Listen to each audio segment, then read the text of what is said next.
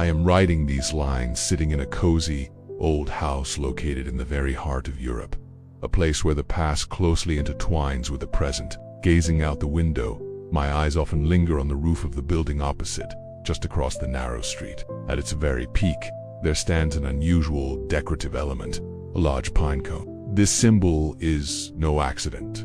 It is a Masonic sign of spiritual enlightenment, a reminder of the profound meanings hidden in the history of this city and the world as a whole. Across the street from my house stretches a picturesque park with a small lake where clouds and warm summer sunlight reflect on the water's surface. It was here that great minds and creators once walked. Goethe and Beethoven strolled along these paths, discussing philosophical ideas and music that would inspire generations. The famous philosopher Arthur Schopenhauer worked on his writings in these very places, and his colleagues Leibniz and Paracelsus left an indelible mark on the history of thought. This city is inseparably connected with the names of creators such as Hans Christian Andersen, whose fairy tales are known to everyone, and great composers Shostakovich, Strauss, Wagner, Liszt, and Chopin. By the way, Chopin's piano can still be seen today in the local castle, a kind of guardian of history and art. Now a little about myself.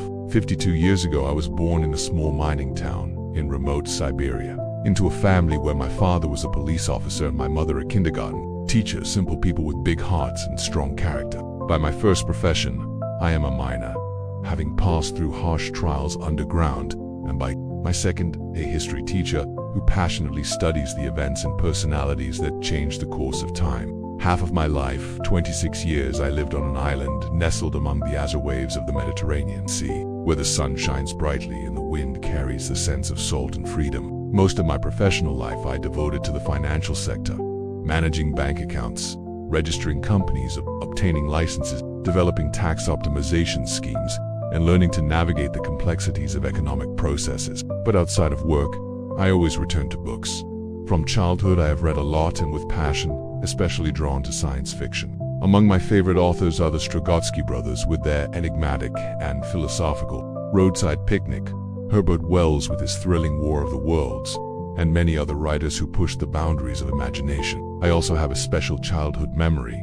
In one photo, I am 6 years old, captured drawing in a notebook. Back then, I couldn't write yet, so instead of words, I created stories through drawings. A little man overcoming difficult trials, water, pits, mountains, and even fights with other little men.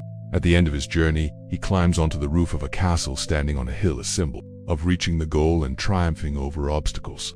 In my youth, I once met a Russian writer in Moscow, and when I told him I also tried to write, he looked at me seriously and said, "To become a true writer, you must live a bright, rich life, full of pleasures and suffering." At that time, I didn't fully understand these words, but now, at 52, they resonate with me as a true guide. Today I want to share with you the fruits of my life journey, my stories, experiences, and thoughts. I invite you to walk together through the most significant events of my life, both joyful and inspiring, as well as difficult and challenging. In my stories, there will be room for success and euphoria, discovery and enjoyment, but also for pain, loss, and mistakes that sometimes cannot be undone. From each story, we will extract an important lesson and food for thought. I thank you in advance for your attention and wish each of you strength, patience, and inspiration on the path to achieving your cherished dreams.